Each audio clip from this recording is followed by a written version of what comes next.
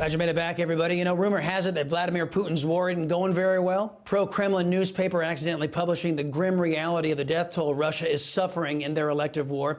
NATO generals are saying Russia has lost over 15,000 troops. Joining me now is host of the Michael Knowles Show and author of Speechless, Controlling Words, Controlling Minds, Michael Knowles himself. Hey, man, great to have you, as always. Pro-Kremlin paper accidentally releasing the real stats of Russian deaths. The last Kremlin-approved numbers were only 498 casualties. Nobody believes that. Other reports say Russian troops are suffering from frostbite and burying their dead in mass graves. Putin can't even win his propaganda war. Maybe he should get some tips from his communist pals over there in China. They really know how to spin BS. What do you say?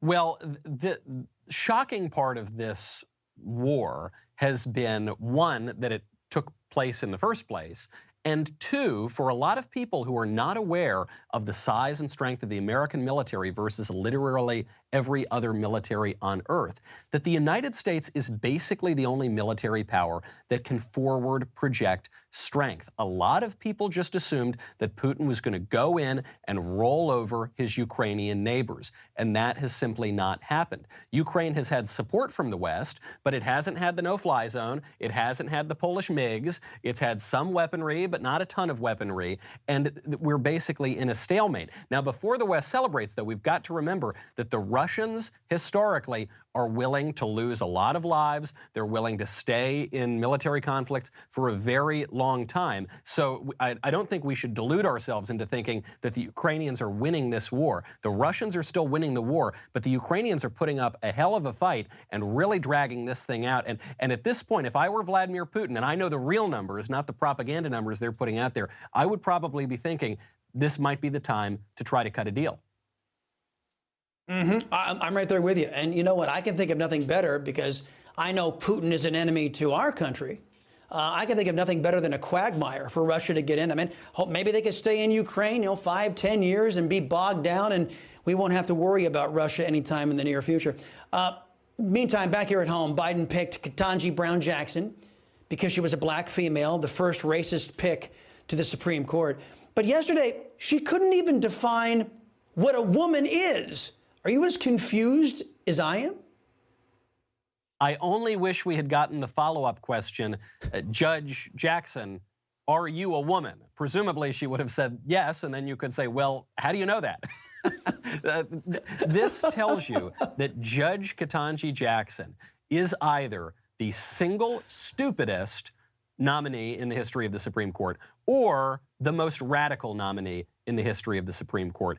And I don't think she's stupid. I think she's very intelligent. I think only someone with multiple Harvard degrees could not know the answer to the question, what is a woman? And so what we are faced with here is an extraordinarily radical nominee. She's going to get through. The Democrats have the numbers here, so I don't think that the Republicans can actually stop the nomination, though in a just world they should. This woman has absolutely no place on the Supreme Court. What they can do now, though, is expose this kind of radicalism, make clear what the voters are going to get in 2022 and 2024. And as far as that goes, Republicans are totally winning this confirmation hearing.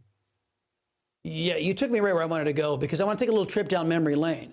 2018, Kamala Harris led Democrats in a walkout during Brett Kavanaugh's Senate Judiciary Committee hearing, refused to cast her vote. Now, there is no comparison between KBJ's hearing thus far to what we saw back then. This is why I think the GOP are perpetual losers, in my view. Democrats earned the treatment that they dished out to others. It's the golden rule, right? Do unto others.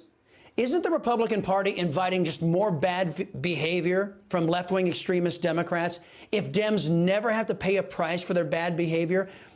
I mean, seriously, shouldn't this be a little tougher for Democrats than it is, courtesy of the Republicans? Absolutely. There's nothing good about unilateral disarmament. There's nothing virtuous about letting the Democrats just completely destroy our country. And so you've seen Senator Cruz in particular, Senator Hawley, Senator Blackburn, a few others have been really tough, because while the Democrats made up a bunch of completely baseless nonsense about Brett Kavanaugh groping someone at a party in the 80s or whatever fables they were telling there with no proof, here the Republicans are focusing on Judge Jackson's record. And so we were joking earlier and saying, you know, I was going to come out and accuse Judge Jackson of hitting on me at a party back in the 90s or something. But that does not really matter compared to her view of the Constitution. She's lauded critical race theory, which holds that the Constitution in the country is basically evil and bigoted and racist. She can't tell you what a woman is. She can't tell you when life begins. And the main thing we know about her judicial record right now is that she's gone soft on pedophiles. That is much more dangerous and much more damning, I think, of their nomination. And she doesn't call illegal aliens criminals. She calls them non-citizens. Last thing, Disney has announced plans to oppose Texas's legislation criminalizing trans medical procedures for kids. In Florida, the Disney company has come out against the Don't Teach Kindergarten through Third Graders About Sex bill. And most Americans don't think it's appropriate to be talking to kids that age about relationships, hetero or homo, K through third grade in classrooms. And now Disney is promising to put more emphasis on gay relationships in their movies. Question, does Disney now equal deviancy? It absolutely does. I think that's been creepingly true for a long time. But initially, with the Florida education bill, Disney stayed out of it. They knew that the majority of Americans, and certainly the majority of their customer base, we're talking about parents, did not want their kids being indoctrinated in this crazy LGBT stuff in kindergarten.